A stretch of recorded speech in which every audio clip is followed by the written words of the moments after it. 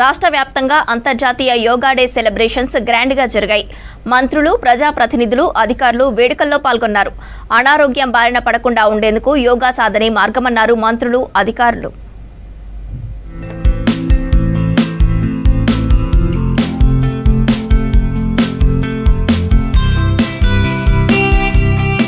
ప్రపంచానికి యోగా పరిచయం చేసింది భారత్ అన్నారు కేంద్ర మంత్రి వీరేంద్ర కుమార్.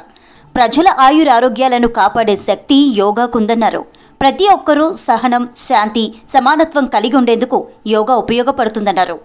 రంగారెడ్డి జిల్లా కన్హశాంతి వనంలో జరిగిన ఇంటర్నేషనల్ యోగా డే సెలబ్రేషన్స్లో పార్టిసిపేట్ చేశారు కేంద్ర మంత్రి. 3000 మంది ప్రజలు హాజరై యోగాసనాలు వేశారు.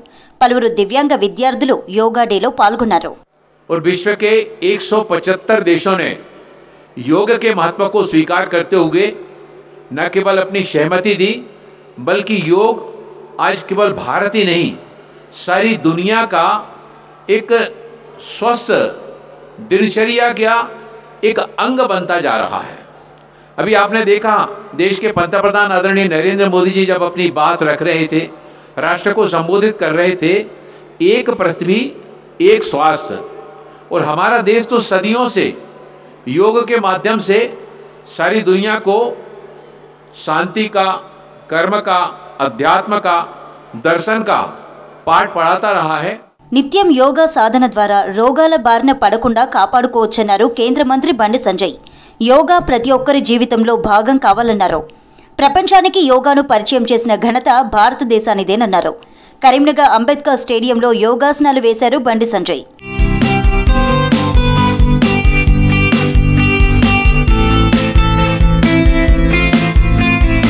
యోగ సాధనతో మానసిక, శారీరక ఆరోగ్యాన్ని పెంపొందించుకోవచ్చన్నారు రాష్ట్ర పర్యాటక శాఖ మంత్రి జూపల్లి కృష్ణారావు. నాగర్ కర్నూలు జిల్లా కొల్లాపూర్లో ఇంటర్నేషనల్ యోగా దినోత్సవంలో మంత్రి పాల్గొన్నారు. ఆధునిక జీవన శైలితో ప్రజలు మానసిక ఒత్తిడికి గురవుతున్నారన్నారు.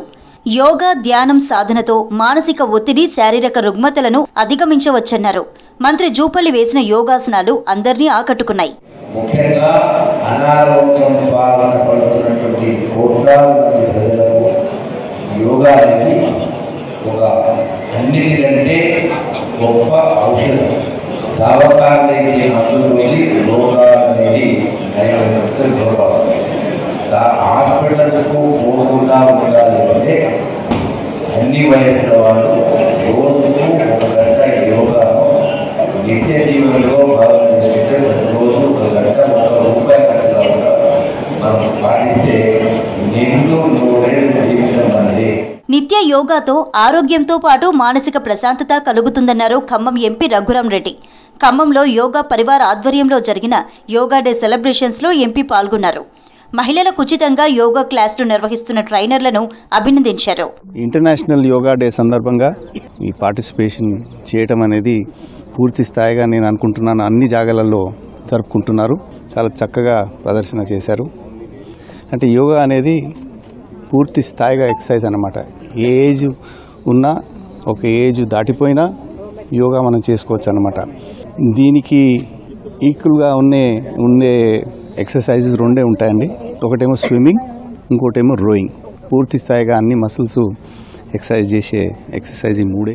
ఆసిఫాబాద్ ఏఆర్ పోలీస్ హెడ్ క్వార్టర్స్లో ఇంటర్నేషనల్ యోగా డే సెలబ్రేషన్స్ గ్రాండ్గా జరిగాయి. యోగా డేలో జిల్లా ఎస్పీ కాంతిలాల్ పాటిల్ సహా ఉన్నత అధికారులు పార్టిసిపేట్ చేశారు. ప్రతి ఒక్కరూ నిత్య జీవితంలో యోగా అలవాటు చేసుకోవాలన్నారు ఎస్పీ కాంతిలాల్ పాటిల్.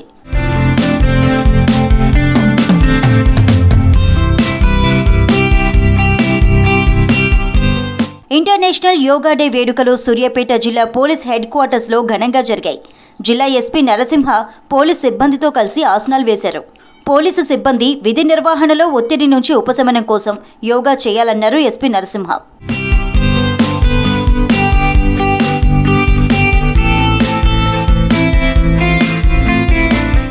నల్గొండ జిల్లాలో అంతర్జాతీయ యోగా దినోత్సవం వేడుకలు ఘనంగా జరిగాయి. ఆరోగ్యం కోసం యోగా ఎంతో కీలకమని చెప్పారు జిల్లా కలెక్టర్ ఇలా త్రిపాఠి. యోగాపై ప్రతి ఒక్కరూ అవగాహన పెంచుకోవాలన్నారు. జిల్లా కేంద్రంలోని ఎంవీఆర్ స్కూల్లో జరిగిన కార్యక్రమానికి కలెక్టర్ జేసీ శ్రీనివాస్ హాజరయ్యారు.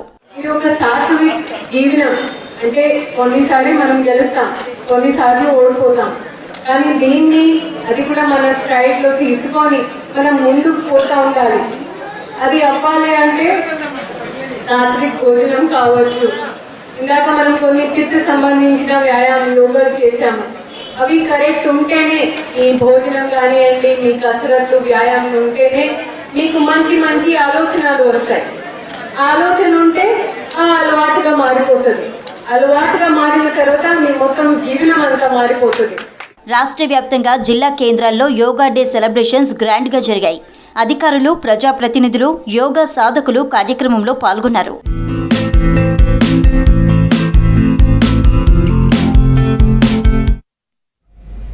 కరెంటు మరమ్మతుల కోసం అంబులెన్సులు ఏర్పాటు చేసింది విద్యుత్ శాఖ. విద్యుత్ సమస్యను నిమిషాల్లో పునరుద్ధరించేందుకు చర్యలు చేపట్టింది. విద్యుత్ శాఖ కొత్త ప్రయోగాన్ని అభినందిస్తున్నారు జనం.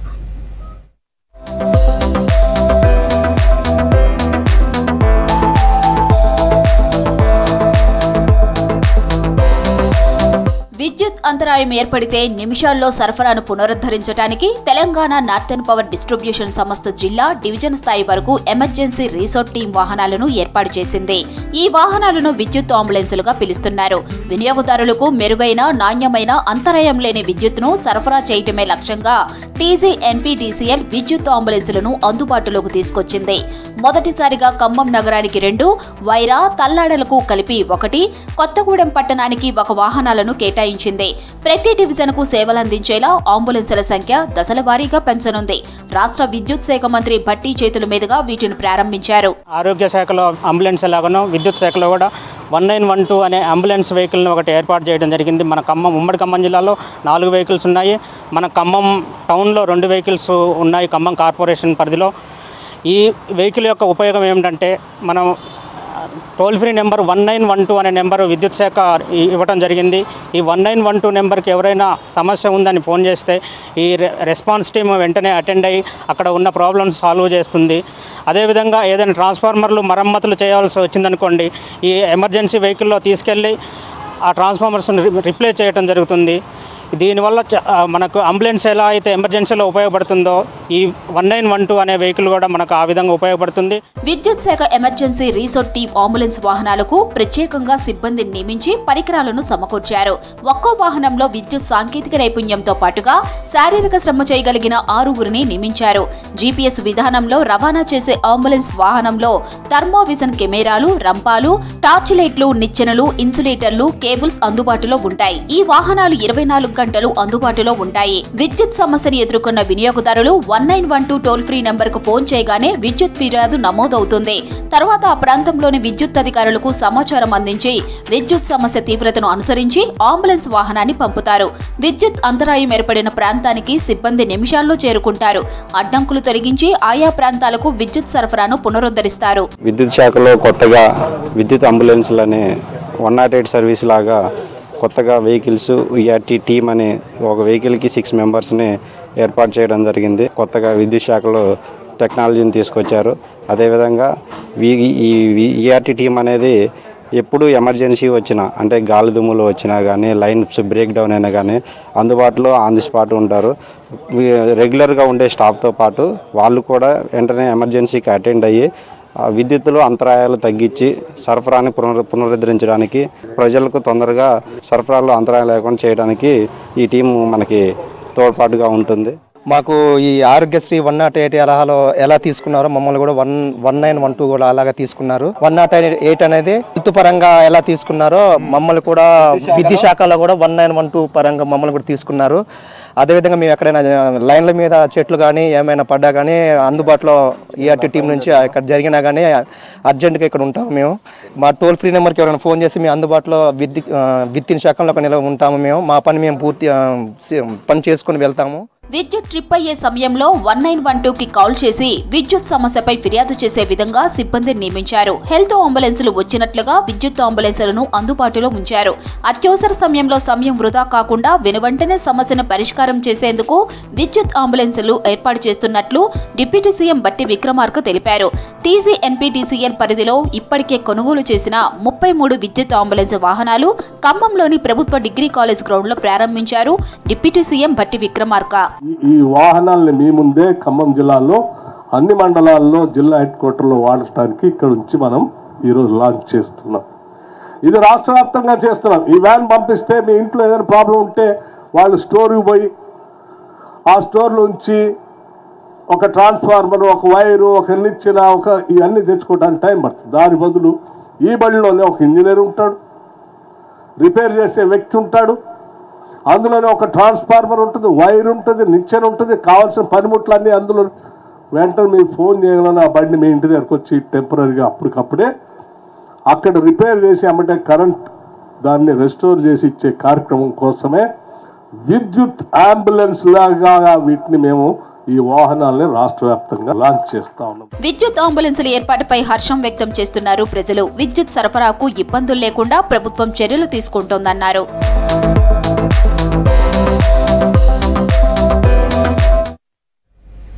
ఫిష్ మార్కెటింగ్ కు పాలమూరు అడ్డాగా మారింది. కోట్ల రూపాయల వ్యాపారానికి కేరాఫ్ గా నిలిచింది.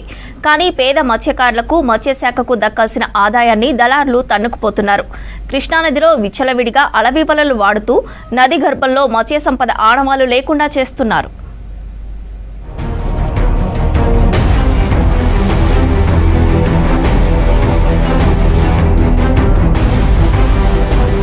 పాలమూరు జిల్లాలో జూరాల నుంచి మొదలుకొని శ్రీశైలం వరకు నదికి రెండు వైపులా కృష్ణా తీరం వెంబడి 100 కిలోమీటర్ల వరకు చేపల బిజినెస్ జోరుగా సాగుతోంది. నిత్యం టన్నుల కొద్ది చేపలు వివిధ రాష్ట్రాలకు ఎగుమతి అవుతున్నాయి. ఏడాది పొడవునా చేపల వ్యాపారం నడుస్తోంది. శ్రీశైలం బ్యాక్ వాటర్ నుంచి నిత్యం వలలు వేసి చేపలు పట్టడం, వాటిని ఐస్ డబ్బాల్లో హైదరాబాద్కు, అక్కడి నుంచి కోల్కతాకు ఎగుమతి చేస్తూ ఉంటారు. వేలాది మంది మత్స్యకారులు చేపల వేట మీదనే జీవనం సాగిస్తున్నారు. కానీ ఇక్కడ మత్స్యకారులకు అవకాశం లేదు. అంతా మాఫియాదే రాజ్యం.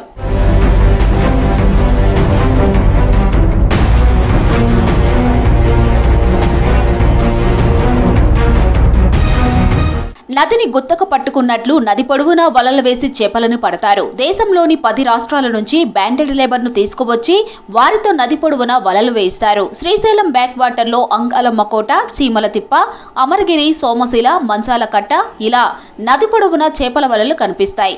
రాత్రంతా నదిలో వలలు వేసి తెల్లవారుజామున మరబోట్లలో ఒడ్డుకు చేరుస్తారు. ఇలా వందలాది మంది కూలీలు చేపల వ్యాపారుల దగ్గర పనిచేస్తున్నారు. వీరికి ఏడాదికి కావాల్సిన భత్యాన్ని, వలలను చేపల వ్యాపారులు సరఫరా చేస్తారు. ఏడాది మొత్తం పెట్టి కూలీలుగా చాకిరీ చేయించుకుంటారు. లాభాన్ని వ్యాపారులే తన్నుకుపోతారు. దీనివల్ల మత్స్యకారులు నష్టపోతున్నారు. రాహుల్, మహారాష్ట్ర నుంచి వచ్చాను. ఇక్కడ తిరుపతిలో రైల్వే స్టేషన్ దగ్గర ఒక బ్రోకర్ వచ్చి మీకు పని కావాలని అడిగితే పని ఇప్పిస్తా అని చేపల పనికి ఇక్కడ నూకరాజు అని ఓనర్ దగ్గర పంపించినాడు. ఇక్కడ కృష్ణా నది మల్లేషా అని ఊళ్ళో డ్యామ్లో కృష్ణా నది కాడ తెచ్చి చేపలు బాక్సింగ్ ప్యాకింగ్ అని చెప్పేసి వేరే పని చేపించుకొని మాకు నానా ఇబ్బంది పెట్టి కాళ్ళు చేతులన్నీ చెడిపోగా బురదలో దింపి నీటిలో దింపి నీటిలో ఉంటామా చచ్చిపోతామా తెలియకుండా. పెద్ద చేపలతో పాటు వివిధ రకాల చేపలు కృష్ణానదిలో దొరుకుతాయి. ఎగుమతికి అనుకూలంగా ఉండటంతో వీటిని ఇతర రాష్ట్రాలకు తరలించి ఎక్కువ రేటు పొందుతున్నారు. కిలో చేపలు 150 నుంచి 250 రూపాయలు ధర పలుకుతాయి. అదే వేరే రాష్ట్రాలకు ఎగుమతి చేస్తే ధర 3 ఎక్కువగా ఉంటుంది. కిలో 1000 రూపాయలకు అమ్ముతారు. రోజు టన్నుల కొద్ది చేపలు హైదరాబాద్ నుంచి కోల్కతాకు తరలిస్తారు. దీనివల్ల కోట్ల రూపాయల వ్యాపారం జరుగుతోంది. కృష్ణానది తీరం వెంబడి మాఫియా రాజ్యం నడుస్తోంది. దీంతో వెట్టి కూలీలు, పేద మత్స్యకారులు మోసపోతున్నారు. చైనీలు కాళ్ళు మొత్తం అన్నీ పోయి వాళ్ళకి చెప్పినా మా బాధ ఎలాగుంది, మేము ఊర్లోకి వెళ్ళాలని వాళ్ళు చెప్పినా వాళ్ళు అసలు పట్టించుకోవట్లేదు సార్. గట్టిగా మాట్లాడితే రివర్స్ తిరగబడుతున్నారు సార్. కట్లు అన్ని పట్టుకొని తిరగబడుతుంటే అప్పుడు మేమేం చేయలేము సార్. ఇంకా వలలో గుంజాలి ఇంకనేసి తెల్లారితో మళ్ళీ వలలకి వెళ్ళి మళ్ళీ గుంజుకొని మళ్ళీ చేసుకొని 1-2 నెలలు అయిపోయినా ఇంట్లోకి వెళ్ళాలన్నా వాళ్ళు వదలట్లేదు సార్. వదలపోతే ఆ భోజనం కూడా సమయం లేక, ఆ చారు అది ఉప్పు కారం లేక ఏమీ లేక ఇష్టం వచ్చినట్టుగా మమ్మల్ని ఓడుకొని పొలాలు గుంజుపించుకొని రోజుకి అదే పని చేయించుకుంటూ చేస్తున్నారు సార్. విచ్చలవిడిగా అలవి వలలు వాడటంతో కృష్ణానదిలో మత్స్య సంపద కనుమరుగైపోతుంది. మాఫియాను నియంత్రించడంలో మత్స్యశాఖ పూర్తిగా విఫలమైంది. అలవి వలలతో నది గర్భంలో మత్స్య సంపద ఆనవాళ్లు లేకుండా చేస్తుంది ఫిష్ మాఫియా. తీరం పొడవున ఎటు చూసినా అలవి వలలే కనిపిస్తాయి. సోమశిల, మల్లేశ్వరం, మంచాలకట్ట, అమరగిరి ప్రాంతాల్లో విచ్చలవిడిగా వలల ప్రయోగం జరుగుతోంది. ఈ వలలపై నిషేధం ఉన్నా అమలు కావడం లేదు. గతంలో అలవి వలలను మావోయిస్టులు తగలపెట్టారు. కొన్నేళ్ల నిషేధం తర్వాత మళ్లీ అలవి వలలు తెరపై వచ్చాయి. అలవి వలలను మళ్లీ కొన్నేళ్ల పాటు నిషేధిస్తే చేపల ఉత్పత్తి పెరిగే అవకాశం ఉంటుంది.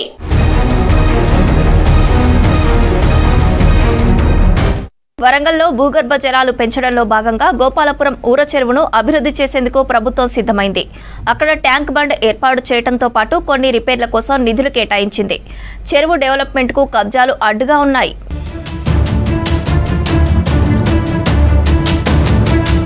గత ప్రభుత్వ హయాంలో హన్మకొండలోని గోపాలపురం చెరువును 2021 ఫిబ్రవరి 6న మినీ ట్యాంక్ బండ్గా అభివృద్ధి చేసేందుకు అప్పటి ఎమ్మెల్యే ఆరూరి రమేష్ శిలాఫలకం వేశారు. ఆ తర్వాత పట్టించుకోలేదు. ఇప్పటికీ ఈ చెరువు కబ్జాల్లోనే మగ్గుతోంది. చెరువు మొత్తం జీడబ్ల్యూఎంసీ సిబ్బంది వేసే చెత్తతో డంప్ యార్డ్లా మారింది. గుర్రపు డెక్క పేరుకుపోయి చెరువు ఆనవాళ్లు కోల్పోయింది. ఓరగల్లు నగరం నడిబొడ్డున హనుమకొండలోని గోపాలపురం చెరువు 100 ఫీట్ల రోడ్లను ఆనుకుని ఉంటుంది. గోపాలపురం చెరువు ఆక్రమణకు గురి కావటం, కొందరు కబ్జాదారులు చెరువుకు సంబంధించిన హద్దులు లేకుండా చేయడంతో చెరువు చుట్టూ కబ్జాలు జరిగాయి. 1998లో అప్పటి వర్ధన్నపేట ఎమ్మెల్యే ఎర్రబెల్లి దయాకర్రావు ఈ చెరువును సరోవర విహారమాలికగా డెవలప్ చేసేందుకు శిలాఫలకం వేశారు. ఆ తర్వాత దాన్ని ఎవరూ పట్టించుకోలేదు.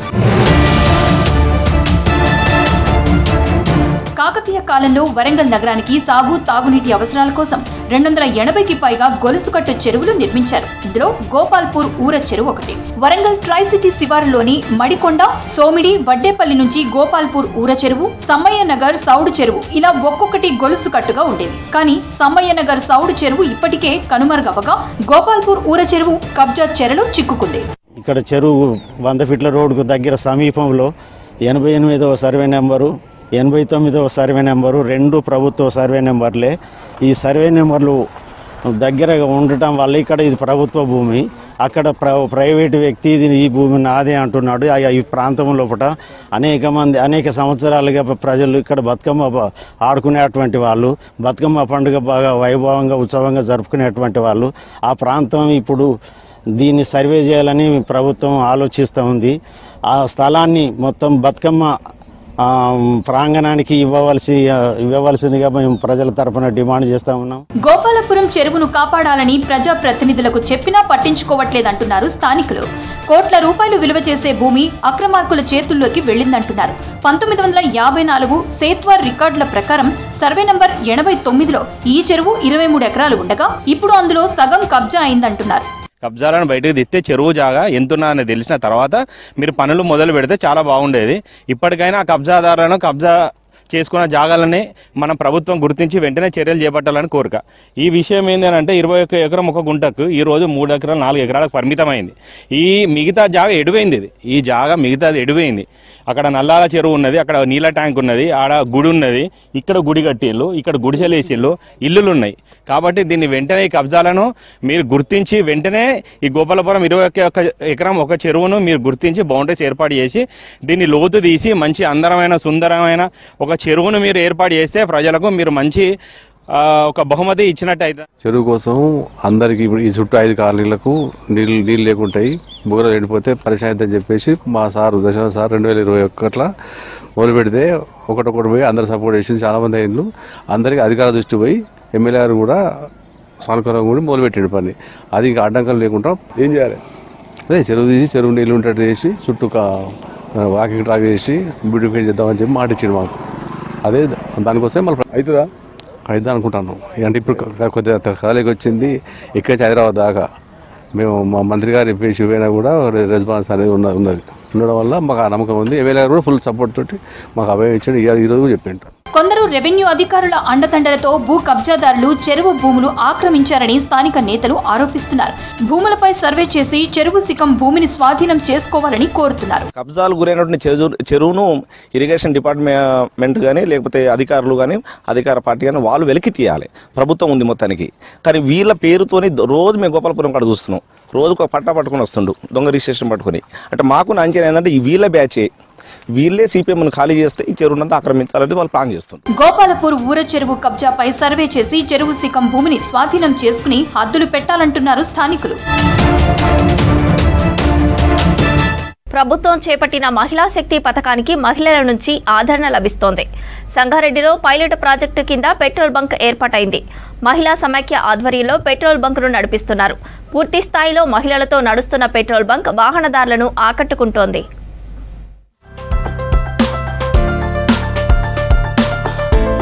కాంగ్రెస్ ప్రభుత్వం మహిళా శక్తి పథకం కింద పెట్రోల్ బంకుల నిర్వహణ బాధ్యతలను మహిళలకు అప్పగించింది. మహిళా సంఘాలతో పెట్రోల్ బంకులను ఏర్పాటు చేయించి వారితోనే ఆ బంకులను నడిపేలా చర్యలు చేపట్టింది. ఇందులో భాగంగా సంగారెడ్డి జిల్లాలో మొదటి విడతగా 5 అసెంబ్లీ సెగ్మెంట్లలో మహిళా పెట్రోల్ బంకులను ఏర్పాటు చేసేందుకు కార్యాచరణ మొదలుపెట్టింది. పైలట్ ప్రాజెక్టుగా సంగారెడ్డి బైపాస్ రోడ్లోని పాత వెలుగు ఆఫీస్ ఆవరణలోని ప్రభుత్వ స్థలంలో మహిళా పెట్రోల్ బంకు ఏర్పాటు చేసింది. ఇందులో పనిచేసే 14 మంది మహిళలే. వీరు 2 మేనేజర్లుగా 12 మంది ఆపరేటర్లుగా పనిచేస్తున్నారు. సంగారెడ్డి జిల్లాలోనే రాష్ట్రంలోనే మొట్టమొదటిసారిగా మహిళా పెట్రోల్ బంక్ ఏర్పాటు చేయబడింది. మన జిల్లా కలెక్టర్ గారు ఎంతో ఉన్నతంగా ఆలోచించి అక్కడ మనకు ప్లేస్ ఉండింది. 8 గుంటల ప్లేస్ను మనకు ఇవ్వడం జరిగింది. మన ముఖ్యమంత్రి గారు పదవి చేపట్టగానే వెంటనే మహిళలకు మొట్టమొదటిసారిగా మహిళలతో బహిరంగ సమావేశం ఏర్పాటు చేసి మహిళలకు అన్ని రంగాల్లో ముందుకుండాలనే ఉద్దేశంతో ప్రతి జిల్లాకి కూడా ముందుగా మొట్టమొదటిగా ఒక పెట్రోల్ పంప్ ఏర్పాటు చేయాలని తెలియజేశారు. సంగారెడ్డి జిల్లా మహిళా సమైక్య పెట్రోల్ బంక్ వలన ఒక 15 మంది మహిళలకు మేము ఉపాధిని కల్పిస్తున్నాము. అదేవిధంగా ఈ పెట్రోల్ బంకులో రోజుకు 5,000 లీటర్ల వరకు సేల్స్ పెట్రోల్ డీజిల్ అమ్మకాలు జరుగుతున్నాయి. దానివల్ల ఒక 5 లక్షల రూపాయలు డబ్బు అనేది వస్తుంది. మేము పెట్రోల్ బంక్ స్టార్ట్ చేసే ముందు కూడా ఒక 5 డేస్ ట్రైనింగ్ ఇచ్చాము. మళ్ళీ ప్రాక్టికల్గా కూడా చేపించాము. మాకంటూ ఒక హోదా వచ్చిందన్న హోప్ ఉంది.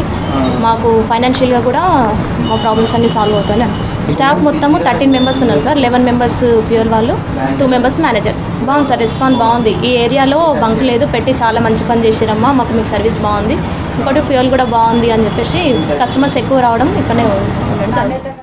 జిల్లా వ్యాప్తంగా 18,756 స్వయం సహాయక మహిళా సంఘాలు ఉన్నాయి. ఇందులో 1,90,381 మంది మహిళలు సభ్యులుగా కొనసాగుతున్నారు. మహిళా సంఘాల సభ్యులు ఉపాధి మార్గాల వైపు దృష్టి పెడుతున్నారు. ఇప్పటికే జిల్లాలోని మహిళా డ్రోన్ ఆపరేటర్లు దేశవ్యాప్తంగా మంచి పేరు సంపాదించారు. ఇప్పుడు జిల్లాలోని సంగారెడ్డి, జహీరాబాద్, ఆందోల్, పటాన్ చెరు, నారాయణఖేడ్ ప్రాంతాల్లో మహిళా పెట్రోల్ బంకులు ఏర్పాటు చేస్తోంది ప్రభుత్వం. పెట్రోల్ బంకుల నిర్వహణకు మహిళలు ప్రత్యేక శిక్షణ తీసుకున్నారు. 20 నుంచి 30 ఏళ్ల మధ్య వయసు ఉండి 10వ తరగతి, ఇంటర్, డిగ్రీ పాస్ అయిన వారిని ఇందుకోసం ఎంపిక చేశారు. నేను ఇంట్లోనే గృహిణిగా ఉండేదాన్ని. కాకపోతే ఇక్కడ డిఆర్డీఏ నుండి పెట్రోల్ బంక్లో ట్రైనింగ్ ఇస్తున్నారని తెలిసింది. మా సీసీ మేడం గారు చెప్పారనమాట. దానివల్ల ఇక్కడికి వచ్చా. 5 డేస్ ట్రైనింగ్ ఇచ్చినారు. ఇచ్చిన తర్వాత ఒక 5 డేస్ ఇక్కడ సిస్టమ్ ముంగల నేర్పించారు. ఆ తర్వాత 9th స్టార్ట్ అయింది. ఈ మంత్ 9th స్టార్ట్ అయింది. అప్పటి నుండి కంటిన్యూగా చేస్తూనే ఉన్నాము. జనాలు అయితే ఇప్పటికైతే బాగానే ఉంది అని అంటారు. మహిళలు అంటే పర్లేదమ్మా మీరు బాగా చేస్తారు అని అంటారు. మహిళలు ఉండి మంచి పని చేశారు. బైపాస్లో పంపలేదు కదా, ఒక మంచి పని చేశారని. చాలా వరకు బయట కూడా కల్తీ ఉందని చెప్పి చాలా పబ్లిక్ ఇక్కడికే రావడం జరుగుతుంది. ఇక్కడ ఏది మోసం ఏది ఉండదని గవర్నమెంట్ నుంచి కాబట్టి కొంచెం ఇక్కడ ప్రిఫరెన్స్ ఇస్తున్నారు. పెట్రోల్ బంకుల ఏర్పాటుతో మహిళా సంఘాల సభ్యులు ఆర్థికంగా మరింత అభివృద్ధి చెందుతారంటున్నారు అధికారులు. పామాయిల్ తోటల సాగు ప్రారంభమై మొదటి పంట చేతికి వచ్చేయడంతో హార్వెస్ట్కు సిద్ధమవుతున్నారు సిద్దిపేట జిల్లా రైతులు. లాభాలు వస్తుండటంతో రెగ్యులర్ పంటలకు బదులుగా పామాయిల్ సాగుకు మొగ్గు చూపుతున్నారు.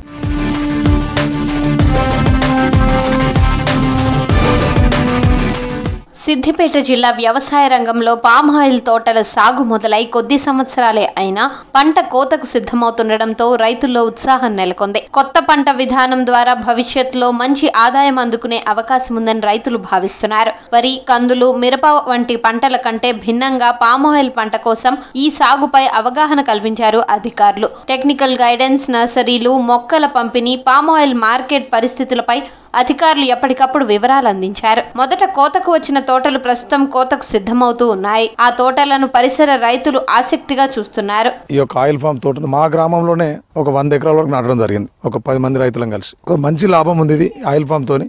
మాకు మొదటి సంవత్సరం నుంచి 3వ సంవత్సరం వరకు కొంచెం పని ఉన్నా కానీ 3 సంవత్సరాల కనుక చంటి పిల్లల లెక్క దీన్ని చూసుకుంటే 4వ సంవత్సరం నుంచి క్రాప్ స్టార్ట్ అవుతుంది. ఇది దాదాపు 35 ఏళ్ల వరకు కూడా ఈ యొక్క చెట్టు మనకు ఫలితాన్ని ఇస్తూ ఉంటుంది. సో మళ్ళీ ఇది ఎట్లా ఉందంటే మాకు పంట ఇప్పుడు మొన్న మాకు తొలి ఫలితం వచ్చింది. ఇప్పుడు నేను దాదాపుగా 3 ఎకరాల్లో మొన్న 2 కటింగ్లు చేస్తే 4 టన్నులు అమ్మిన జరిగింది. ఒక టన్నుకు 20,500 రూపాయల ధర వచ్చింది. జస్ట్ మళ్ళీ ఒక 2 టన్నులు అమ్మినప్పుడు 18,000 చిల్లర వచ్చింది. సో ఇది 15 రోజులకు ఒకసారి మాకు క్రాప్ కటింగ్ వస్తుంది. పామాయిల్ సాగును ప్రోత్సహించేందుకు ప్రభుత్వం ఎన్నో చర్యలు తీసుకుంటోంది. వచ్చే కొన్ని సంవత్సరాల్లో జిల్లాలో పామాయిల్ సాగు విస్తరించే అవకాశాలు కనిపిస్తున్నాయి. నర్మెటలో ఆయిల్ ఫామ్ కర్మాగారం పూర్తయింది. దీంతో ఆయిల్ ఫామ్ తోటల సాగు చేయడానికి సిద్దిపేట జిల్లా రైతులు ఆసక్తి చూపుతున్నారు. ఫస్ట్ గా నేను ఆయిల్ ఫామ్ తోటను 4 సంవత్సరాలు అయింది. 9 కటింగ్లు అయిపోయినాయి. ఇప్పటి వరకు 12 టన్నుల అయింది. నాకు 2,50,000 వచ్చినది. గవర్నమెంట్ నుంచి కూడా మాకు సబ్సిడీ వచ్చింది. డ్రిప్ సబ్సిడీ, మెయింటెనెన్స్ కూడా ఇచ్చారు. ఎకరా 4,200. రైతులు గమనించాల్సింది ఏంటంటే కోతల బెడద ఉండదు, పందుల బెడద ఉండదు, వేరే దొంగలు ఎత్తుకపోరు, ఏది ఎత్తుకపోరు, రాళ్ల వర్షానికి ఇబ్బంది ఉండదు, దేనికి ఇబ్బంది ఉండదు. సిద్దిపేట జిల్లాలో 50,000 ఎకరాల ఆయిల్ ఫామ్ సాగుకు లక్ష్యంగా పనిచేస్తున్నారు. ఇప్పటికే జిల్లాలో 3,000 మంది రైతులు 11,000 ఎకరాల్లో ఆయిల్ ఫామ్ సాగు చేస్తున్నారు.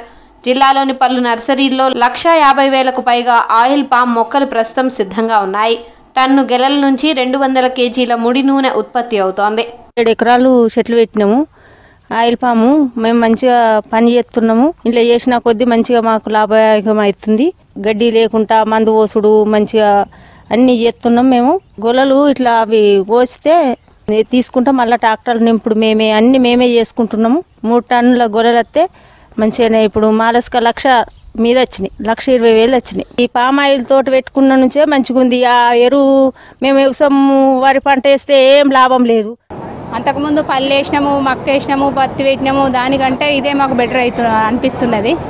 మేము ఇప్పటి వరకు 4 సంవత్సరాలు అవుతుంది పెట్టి. మాకు మంచిగా అనిపిస్తుంది. ఇప్పటి వరకు 8-9 కోతలు చేసినాము. ఇప్పటి వరకు 12 టన్నులన్నర అయిపోయింది. 2,00,000 దాకా వచ్చినాయి. మాకు ఇంకా కూడా వచ్చే అవకాశం ఇంకా పెరుగుతున్నాయి. రాను ఇంకా కూడా వచ్చే అవకాశం ఉన్నది.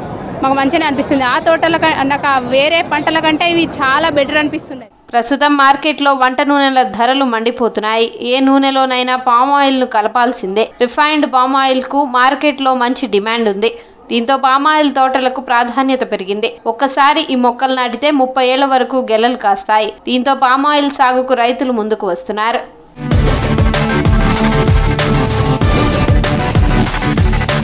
తెలంగాణ రాష్ట్ర సాధనకు ప్రొఫెసర్ జయశంకర్ చేసిన కృషి ఎప్పటికీ మర్చిపోలేమన్నారు తెలంగాణ విద్యావంతుల వేదిక రాష్ట్ర కార్యదర్శి రవీందర్ గౌడ్. తెలంగాణ భావజాలాన్ని ప్రజల్లోకి తీసుకెళ్లిన ఘనత సార్దేనన్నారు. వికారాబాద్ జిల్లా బోన్రాస్పేట మండల కేంద్రంలో జరిగిన జయశంకర్ వర్ధంతి కార్యక్రమంలో రవీందర్ గౌడ్ పాల్గొని నివాళులర్పించారు. జయశంకర్ విగ్రహానికి పూలమాలలు వేసి నివాళులర్పించారు.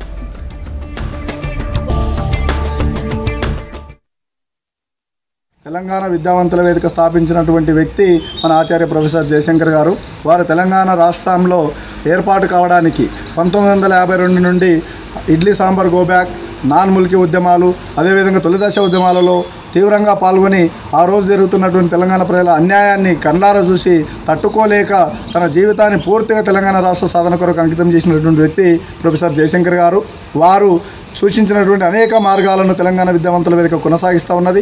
మరి నాన్ ముల్కీ ఉద్యమం కానీ, ఇడ్లీ సాంబార్ గోబ్యాక్ కానీ, ఆ విధానంలో తన సహచరులు పోలీస్ కాల్పుల్లో మరణించిన తర్వాత ఆయన చాలా మదన పడి మరి తెలంగాణ ప్రజలకు ఈ విధంగా రాష్ట్రం సాధించడము అసాధ్యం, ఇది కేవలం రాజకీయ ప్రక్రియ ద్వారానే తెలంగాణ రాష్ట్ర సాధన జరిగితే ఎవరు ప్రాణాలు పోకుండా ఉంటారన్న ఉద్దేశంతోన తెలంగాణ రాష్ట్ర సిద్ధాంతకర్తగా ఉన్నారు. ఆయన తెలంగాణ భావజాల వ్యాప్తి కొరకు ఎంతో పోరాటం చేసి తెలంగాణ సాధించినటువంటి సిద్ధాంతకర్త ప్రొఫెసర్ జయశంకర్ సార్. ఆయన భౌతికంగా లేకపోయినా ఆయన భావజాలం ఈరోజు తెలంగాణ వ్యాప్తంగా పనిచేస్తూ ఉన్నది. నేటి ప్రభుత్వాలు కూడా ఆయన ఆశయ సాధన కృషి చేస్తూ ఉన్నాయి. ఆ సందర్భంగా ఆనాడే భౌతికంగా చూడలేకుండా తన ఆశయ సాధనతోటి మన మేధస్సుతోటి ఏర్పాటు చేసినటువంటి సంస్కరణలు అయితే ఉన్నాయి ఈరోజు ప్రభుత్వాలు ఆచరిస్తూ ఉన్నాయి. ఉన్నత చదువులతోనే తమ పిల్లల భవిష్యత్తుకు బంగారు బాటలు వేయాలని తల్లిదండ్రులు కలలు కంటారు. అందుకోసం ఎంత ఖర్చైనా వెనకాడరు. అదే కొందరికి కాసుల వర్షానికి కురిపిస్తోంది. స్కూల్స్కు పర్మిషన్ లేకుండానే అడ్మిషన్లు తీసుకుంటున్నారు. ఓరుగల్లులో అనుమతి లేని ప్రైవేటు పాఠశాలలపై అధికారులు కొరడా జులిపిస్తున్నారు.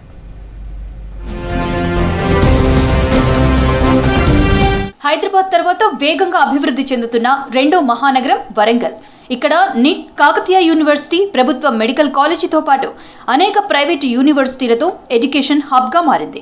నగరంలో ప్రైవేటు విద్యా సంస్థలు పుట్టగొడుగులా విస్తరిస్తున్నాయి. పేరెంట్స్ ఆశలనే ఆసరాగా మార్చుకుని స్కూల్స్ లో ప్రీ ప్రైమరీ నుంచి హయ్యర్ ఎడ్యుకేషన్ వరకు కొన్ని విద్యా సంస్థలు దందా నడుపుతున్నాయి. ఇష్టానుసారంగా ఫీజులను వసూలు చేస్తూ పాఠశాలల్లోనే విద్యార్థులకు అవసరమైన పాఠ్య పుస్తకాలు, నోట్ పుస్తకాలు, టై, బ్యాడ్జ్, బెల్ట్, బూట్లను అమ్ముతున్నాయి ప్రైవేట్ స్కూల్స్ యాజమాన్యాలు. వారు చెప్పిన రేటుకే కొనుగోలు చేయాలన్న నిబంధనతో తల్లిదండ్రులపై ఆర్థిక భారం పడుతోంది.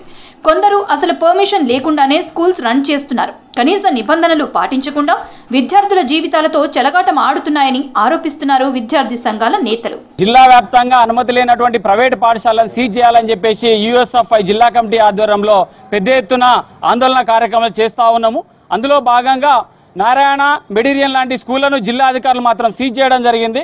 అంతేకాదు మేము ప్రధానంగా చెప్పేది ఏంటంటే పలుమార్లు జిల్లా కలెక్టర్ గారికి అదేవిధంగా జిల్లా విద్యాధికారికి కూడా పలుమార్లు వినతి పత్రాలు ఇచ్చినా కూడా ఇప్పటి వరకు కూడా సంబంధిత స్కూళ్ల మీద యాక్షన్ తీసుకోకుండా స్కూళ్లను సీజ్ చేయకుండా నిర్లక్ష్యం చేస్తూ ఉన్నారు.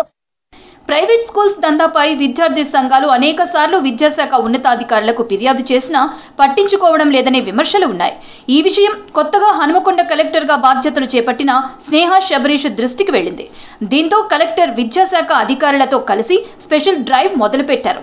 ఒక్కరోజే 2 ప్రైవేట్ స్కూల్స్ నిబంధనలు పాటించలేదని సీజ్ చేశారు. అనుమతి లేదని తెలియక తమ పిల్లలను చేర్పించి ఇబ్బంది పడాల్సి వస్తుందని తల్లిదండ్రులు ఆవేదన వ్యక్తం చేస్తున్నారు. ఏదో ఒక్క అనుమతి తీసుకొని 4-5 స్కూళ్ళు పెట్టడం, తర్వాత మా అలాంటి తల్లిదండ్రులకు తెలియకుండా ఈ పర్మిషన్ ఉందా లేదా అనేది మేము పిల్లల్ని జాయిన్ చేయడం వల్ల కొన్ని సందర్భాల్లో అకాడమీ ఇయర్ కొంచెం మధ్యలో కాగానే ఈ స్కూల్ విద్యాశాఖ వాళ్ళు తనిఖీ చేసి స్కూల్ మూసేయడం జరుగుతుంది. మా అలాంటి విద్యార్థులకు పిల్లల తల్లిదండ్రులకు చాలా ఇబ్బంది అవుతుంది. పలానా స్కూళ్లకు ఏవైతే అనుమతులు ఉన్నాయని ఒక విధంగా బోర్డు లాంటి తెలియజేసిన కూడా చాలా సంతోషమే. హనుమకొండలోని హంటర్ రోడ్లోని నారాయణ స్కూల్ విద్యాశాఖ అనుమతి లేకుండానే నడిపిస్తున్నారు. దీనిపై ఫిర్యాదు రావడంతో ఎంఈఓ బండారి మనోజ్ కుమార్ తనిఖీ చేసి స్కూల్ ని సీజ్ చేశారు. హనుమకొండలోని రామ్నగర్ లో మెరిడియన్ హై స్కూల్ ని ఇదే కారణంతో అధికారులు సీజ్ చేశారు. ఇదే స్కూల్ ని ఇటీవలే ఓసారి సీజ్ చేసినప్పటికీ మళ్లీ కొనసాగిస్తున్నట్లుగా గుర్తించారు. స్కూల్ ఆవరణలోనే పుస్తకాలు అమ్ముతుండటంతో ఆ బుక్స్ ని స్కూల్లోనే ఓ గదిలో పెట్టి సీజ్ చేశారు. మరోవైపు ఈ స్కూల్ ని సీజ్ చేశారు. మరికొన్ని స్కూల్స్ పైన ఆరోపణలు ఉన్నాయన్నారు డిఈఓ వాసంతి. అన్ని స్కూల్స్ ని తనిఖీ చేస్తున్నామన్నారు. ఇప్పుడు మా దృష్టికి 2 స్కూల్స్ వచ్చాయి. వీటిని మేము క్లోజ్ చేయడం, Narayana and meridian school. So ఇటువంటివి మా దృష్టికి వచ్చిన వెంటనే మేము తగ్గ యాక్షన్ తీసుకొని క్లోజ్ చేస్తాం. పెండింగ్లో ఇప్పటికైతే ఏం లేదు. జస్ట్ అక్కడక్కడ ప్లే స్కూల్స్ ఉన్నాయి, వాటి మీద కూడా దృష్టి. ప్రాపర్ పర్మిషన్స్ తీసుకోకుండా డిపార్ట్మెంట్స్తో అంటే ఫైర్ డిపార్ట్మెంట్ కానీ, ట్రాఫిక్ కానీ, తర్వాత sanitation department, medical and health వీటి పర్మిషన్స్ లేకుండా వాళ్ళు ఓపెన్ చేస్తున్నారు. సో వాటిలో జాయిన్ చేస్తే ఏమవుతుందంటే పిల్లల యొక్క భవిష్యత్తు తర్వాత స్టడీ సర్టిఫికేట్స్ రావు, టీసీస్ రావు, తర్వాత ఫర్దర్గా కూడా ఇబ్బంది ఫేస్ చేస్తారు హైయర్ ఎడ్యుకేషన్ తీసుకునే సందర్భంగా. కాబట్టి వాటిని సీజ్ చేస్తారు. అనుమతి లేకుండానే హైటెక్ హంగులు, ప్రచార ఆర్భాటాలతో అడ్మిషన్స్ తీసుకుంటున్నాయి ప్రైవేట్ స్కూల్స్. ఫిర్యాదులు రావడంతో అధికారులు తనిఖీ చేసి సీజ్ చేస్తున్నారు. దీంతో అప్పటికే పిల్లలను చేర్చి ఆ స్కూల్లో చదివిస్తున్న విద్యార్థుల తల్లిదండ్రులు తీవ్ర ఆందోళనకు గురవుతున్నారు. ఆశ ఉంటే మనిషి ఏమైనా చేస్తాడు.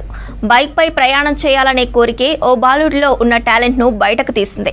తన సైకిల్నే బైక్లా తయారు చేసుకునేలా చేసింది. 9వ తరగతి చదువుతున్న బాలుడు తన తాత ఇప్పించిన సైకిల్ని పాత స్ప్రేయర్ పంపు మోటార్తో బైక్లా చేసుకున్నాడు. సైకిల్ను బైక్లా మార్చాలనుకున్న బాలుడి ఆలోచనపై స్పెషల్ స్టోరీ.